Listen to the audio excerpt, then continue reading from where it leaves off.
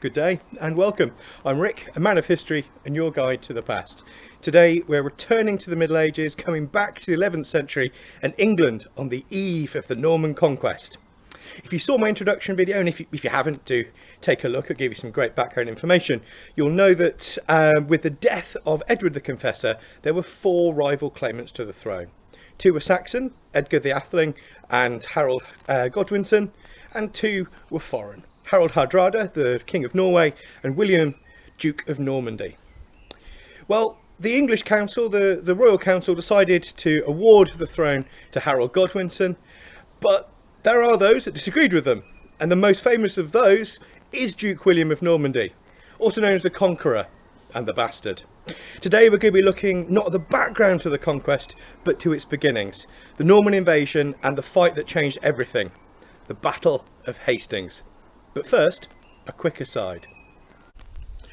In this video, I'm only talking about Harold Godwinson and William of Normandy, but you should be aware that there's another very, very important Harold to this story, Harold Hardrada, King of Norway and a bunch of other places. He'd invaded the north already and gained an important foothold in England in the weeks before William landed. His part is really important to the story of Hastings, but I can't cover it here, nor the Anglo-Saxon politics which brought Harold Hardrada in and divided the ruling elite of the country. These two things, the battle in the north and the Anglo-Saxon politics, meant that Harold faced William with only a portion of the military elite of England.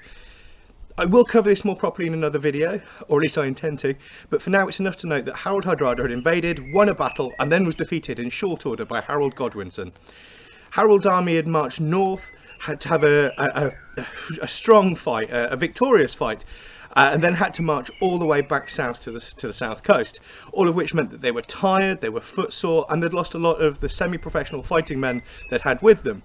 They'd also had professional men wounded or killed, and these men would be greatly missed when the Anglo-Saxon horde met the Norman invaders at Senlac Ridge.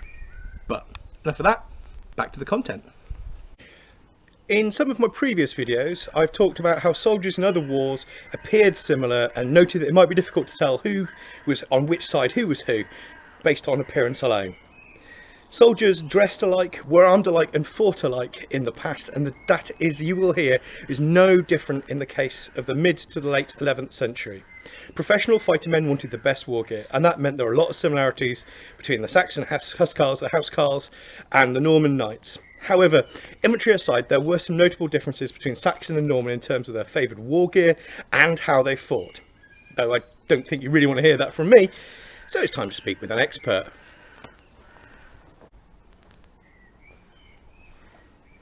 Good day. Saxon England was a rich country. It had fertile farmland, it was rich in iron and tin, and it was divided into 5 great earldoms of Wessex and Mercia, of Northumberland, East Anglia and Kent. With the death of the old king, the pious Edward, there was no obvious heir, and the Royal Council chose the richest and most powerful of the earls to succeed him, Harold Godwinson, Earl of Wessex. There were rival claimants though, Edgar, the nephew of Edward, Harold Hardrada, the King of Norway, and William, Duke of Normandy, a distant cousin of Edward who claimed to have been named his heir. Edward died in January of 1066, and it was that same month that Harold Godwinson was crowned and married Edith, sister to the Earls of Mercia and Northumberland. This united the most powerful warlords, the warlords who controlled the country, because the other earls were also Godwinsons. The decision to name Godwinson as king, it enraged Harold Hardrada and William of Normandy, and both planned to invade, to seize the throne for themselves. Duke William certainly had the stronger claim of the two. Not only did he have a claim by blood and by a claim of Edward, but Pope Alexander II had supported his claim. Harold had sworn an oath on the bones of Saint to support William's claim, but he had broken that oath to take England's throne, and an oathbreaker as king did not sit well with the Pope.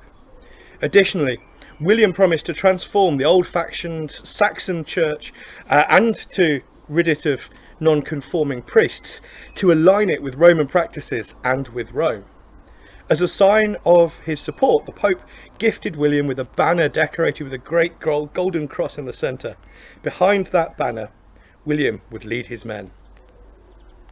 William would lead his men against the West Saxons, the men of Wessex, and others from Mercia, Kent and East Anglia, though few from the north.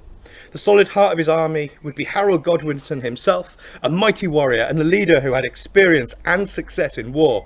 He was accompanied by his royal housecarls, veteran warriors who were well trained, well equipped, who'd won a great victory against the Norwegian king, and who had great faith and trust in their leader, in Harold Godwinson himself. The professional core of his army was increased by the warrior aristocracy of Saxon England, or at least some of it, and these thanes and noblemen who were wealthy in their own right brought their own housecarls to fight. It was accompanied by his younger brothers, Gurth and Leofwin, who controlled much of the rest of the south and east of the country. Harold had a significant force, perhaps as many as 7,000 or 8,000 strong. Not all were housecarls and thanes. Not all were well-equipped professional fighting men. The rest were the Frid. These were semi-professional fighters, farmers who owed service for 40 days each year, same as the thanes did. But they were less experienced and less well-equipped because these were farmers who sometimes fought, rather than warriors who sometimes farmed. Though some would travel to the fight on horse, when the sword time came, they would all fight on foot. They would fight as their fathers and their grandfathers had, with spears and with axes and with sword, behind a wall of shields. This shield wall would protect the Saxons and drive off the Norman invaders, and it would be planted on top of a great hill. Duke William was a Norman, and the Normans were Vikings who had settled in Normandy after 911, when Charles III, Charles the Simple, had granted land to the Norseman Rollo to stop his attacks on the Franks and to offer protections to the Franks, the French people, from other Vikings. Their origins were then those of warriors and conquerors and invaders, and 150 years later, warriors Normans remained. Many of those who had accompanied their duke were fellow Normans, his chief noblemen and their knights, along with younger sons and those who were seeking their fortune. Other soldiers, however, accompanied the duke as allies such as Eustace, Count of Boulogne, William, Count of Evreux, with contingents of men from Brittany and Flanders. Overall, William, despite the claim that he arrived on a fleet of 776 ships, likely had more men than Harold, but not enough to make victory a certainty. Unlike the Saxons who followed Harold, William's men were all professionals. And not all of William's men fought as infantry, or fought from behind a wall of shields. About half of them were these professional infantry who fought behind a shield wall, but the other half was made up of archers and of cavalry. These horsemen, about 25% of the total force, and these archers, another 25%, were the real difference in the forces.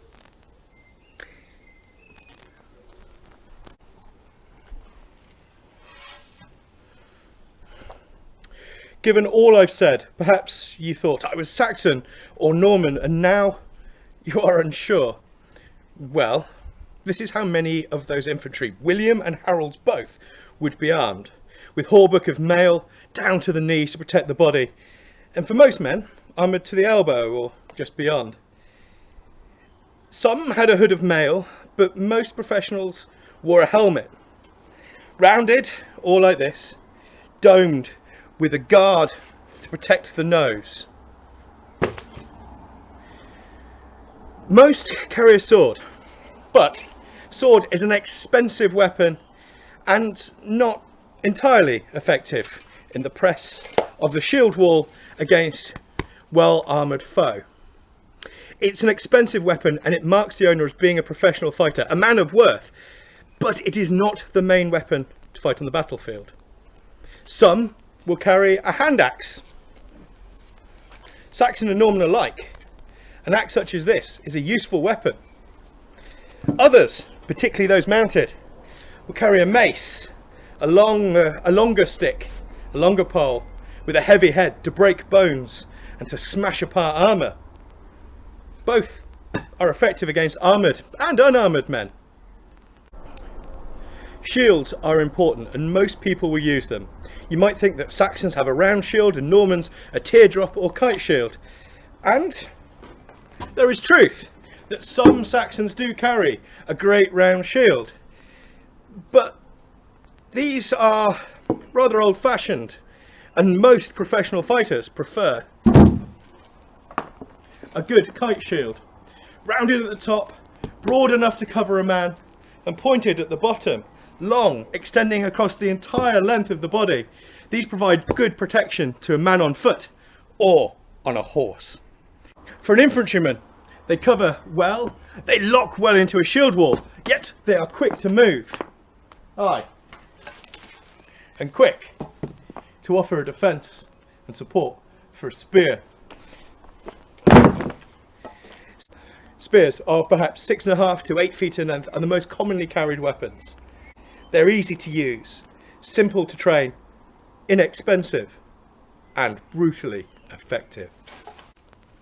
Some of the housecarls, the Saxon warrior elite, disdain the use of shields and instead carry a long axe, a great axe, a Dane axe. These are fearsome, gruesome weapons. Swung in a figure of 8, they can easily break a shield, or break an arm, or decapitate a horse. If you see someone carrying one of these, you know them to be Saxon, and to be a fearsome foe. Some of the Norman professionals are archers, armed with self-bow or crossbow, and arrow fire is an important part of weakening an enemy before infantry or cavalry break them to the Norman way of fighting. Others ride horses to war, and if a man wears spurs on his heels or carries a bow in his hand, you may be confident that he is a Norman.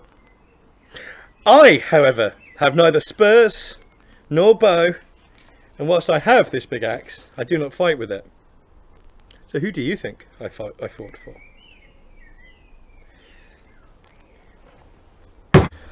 On the day, the battle was long.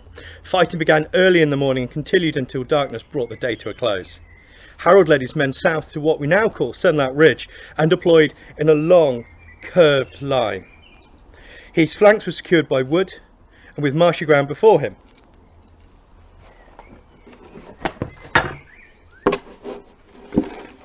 Rather like this boss of this shield. It was a strong defensive position with his men shoulder to shoulder around the ridge of the boss. Shield to shield presenting a solid wall to see off the Normans. A mix of heavily armed housecarls and lightly armed Frid held this wall, with some javelin and great axe men behind. Harold in the centre. William, though, divided his men into 3 divisions called battles. Alain the Red led the leftmost, which was comprised of Bretons along with men from Anjou, Poitiers, Maine. The right was commanded by William Fitz-Aubert and Count Eustace of Boulogne and contained Franks, men of France, along with men from Picardy, Boulogne and Flanders. The centre, the solid centre, was Norman and was commanded by relatives of the Duke. Each battle had archers to the front, then a solid mass of infantry, mostly heavy, armoured, professional fighting men with shields held high. Duke William himself commanded the cavalry, held in reserve and ready to charge once a weak point was found. The day was long, so I will summarise the fighting alone. It began with rain. Not a cold October rain, but a rain of Norman arrows seeking to weaken the Saxon shield wall. But that wall held. It held firm and the arrows stopped rather than risking the archers running out, for there were no arrows being returned to them. The Norman infantry attacked after the arrow storm passed, and they were met with spears and axes hurled at close range. But they were unable to make any hole in the Norman advance, and the Norman advance was unable to make any hole, any impression on the Saxon shield wall. Despite cavalry support and time and time again being thrown into the maelstrom of combat, the Norman line was forced to retreat. A cry went up, I'm told, from Bretons on the Norman left, that the Duke was slain, and some Saxons were drawn from the safety of their lines to pursue the Bretons who were falling back in disarray. The cry was false, though. The Duke removed his helmet and rode amongst his men, rallying them. There was a lull, a pause in the fighting, a chance to eat and drink, because battles are hot and fierce, even in October, and fighting is thirsty, thirsty work. So there's a pause before the next move, again a Norman attack. William's forces attacked again and again throughout the afternoon, but this time, each time the cavalry feigned their flight, running in apparent panic, drawing Saxons time and again, in small numbers to start, from their ridge, drawing them from the protection of the shield wall to be cut down. It was late in the day that Harold himself was struck down. Some will tell you with an arrow to his eye, others that it was the Duke or some other Norman in personal combat. Others that he was lost in the maelstrom of combat, struck from a Saxon blow or a Norman blow, but uncertain to tell. I honestly know not the truth, and probably we will never know the truth for certain. However, the death of that oath-breaking Saxon king was enough to demoralise the Saxons, and some started to edge from the field with the coming of night, others to flee in panic. But Harold's loyal royal housecarls, that professional elite fighting force which is the heart of his battle line and the heart of his household, they refused to give up his body, and they fought till not a man remained standing. Other than that fighting, the Saxon retreat was done. The day was won for the Normans. The fight hard won. The day was bloody, the Norman victory far from certain. In penance for the deaths that were caused that day, William would later order a great abbey to be built upon the spot. And William would face further challenges before gaining the English throne and before conquering England. The Battle of Hastings was won, but the conquest of England was just beginning. Well, I hope all of that was interesting to you. Hastings and the Norman conquest was important to the formation of modern Britain and had a fantastic and terrible transformative effect on the people that were here before the Normans arrived, for some of them at least. Their story, along with the story of the conquest, had only really begun on that October day, nearly 1,000 years ago. So do watch out for more videos as we talk about William's coronation and his establishment of the conquest more properly, conquering the country, his funeral, risings, rebellions, the harrowing of the north, Edgar the Atheling, and so much more. If you found this interesting and you want to know more, to experience something of the battle, it is worth noting that the ghosts of those who fought, or at least reenactors in their place, journey from across the globe to Battle Abbey each year to recreate that battle. So watch out for that, and if you do go, have a look out for me. I'll be the one with the green shield with the blue dragon. Do say hello. Remember, if there is a topic or a part of history you'd like me to cover, please tell me in the comments and I'll see what I can do. You can follow me on Facebook, on Twitter or on Instagram, and meanwhile, if you like this video, please do like it, and if you'd like to join me again in the past, please subscribe for more. Until next time, stay safe, stay happy, and I'll see you soon. Take care.